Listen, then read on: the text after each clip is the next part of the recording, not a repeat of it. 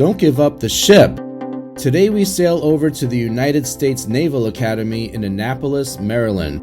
Established back in 1845, it is where midshipmen, otherwise known as undergraduates at most other places, go through a grueling 4 years as students to emerge as officers in the U.S. Navy.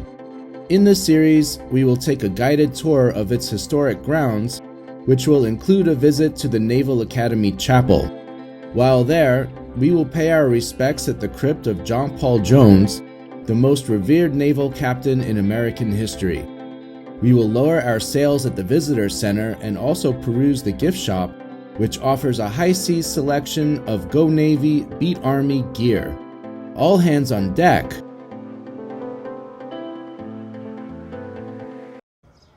Hey guys, welcome back to Vigoroso, DC, and right now we are taking a little road trip. We're at the United States Naval Academy in Annapolis, Maryland, which is roughly a 45-minute ride east of Washington, D.C.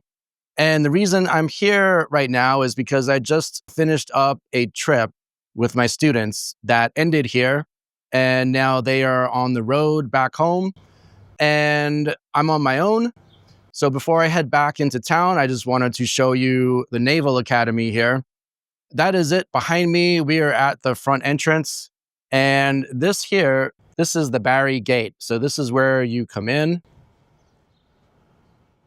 And then there's a memorial here to Commodore John Barry, who was an important guy back in George Washington's time in the Revolutionary War. And then you go through the Visitor Center right over there. But anyway, I am going to take you inside and show you what's going on. So let's go check it out.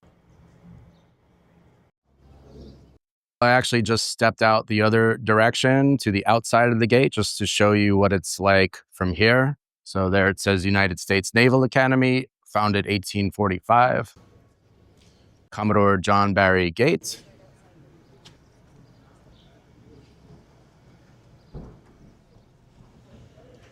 And we will walk directly up there.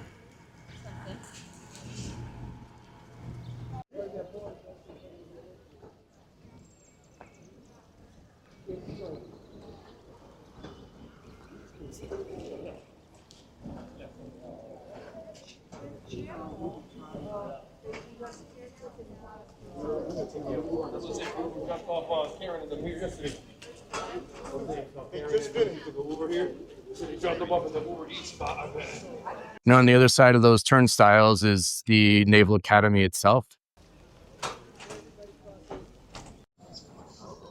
The Naval Academy is actually super competitive. Something like 7 to 9% of applicants get accepted. So when you think about that, an over 90% rejection rate. So they are only taking the very top qualifying students in high school.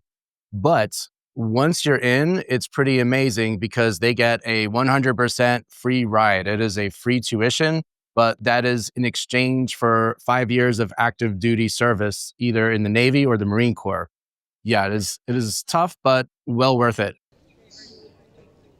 Now behind you here is the statue of Marine General Lejeune. He's an 1888 graduate of the Naval Academy. His most famous command was in World War I.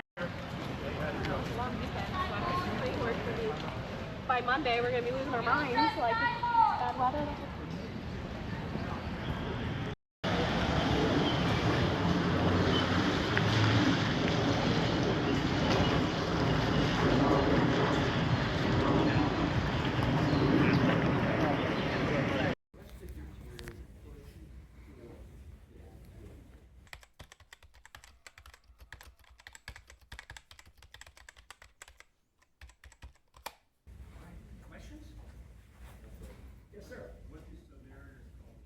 May is a glorious month for Annapolis car dealers. You have almost 1,000 midshipmen with $30,000 in their pocket, most looking for cars. Red letter month for them. Now we're going to talk about the obligation. There, and flew to Washington, D.C. and landed right where the White House is. So I know them all. Most of the Naval Academy is all built. Oh, look, there's a chunk of river. Put down a bunch of dirt, put up some buildings. And that's what we did. But they brought in a canal here and then transferred all that stuff to wagons with a horse.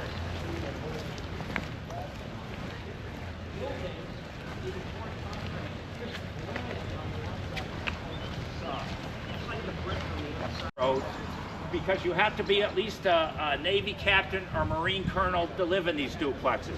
And this is where the upper echelon of the academy live. Head of the math department, head of the science department, head of admission.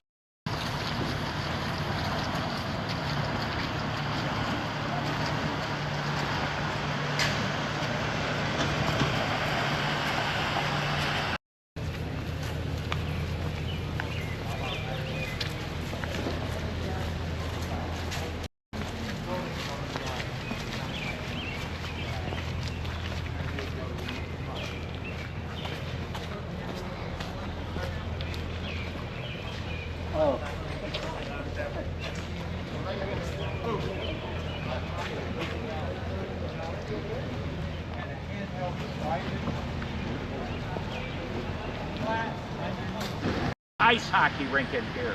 They don't do that anymore. They moved that across the river. This is the Long Lance. It is the largest torpedo used in World War II, and it's fired off the side of a ship. Drops the torpedo in the water, torpedo goes down about 100 feet, planes out, and then rises up slowly. Now that'll work in the open ocean. Now this building over here is Ward Hall. He was one of the first 7.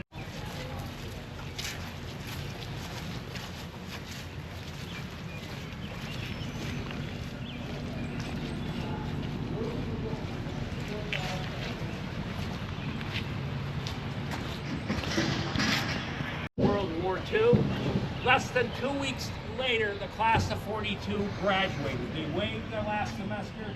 They needed them immediately. And when the Battle of Midway Island happened about 7 months later, 78 members of the class of 42 participated. And you have to remember the Japanese communications decoded them and led them to believe the next target.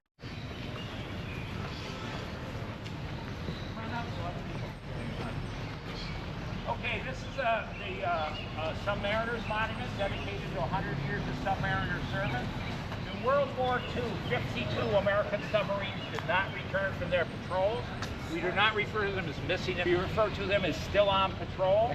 When the midshipmen make their career choice at the end of the 3rd year, about 13% go into submariner service.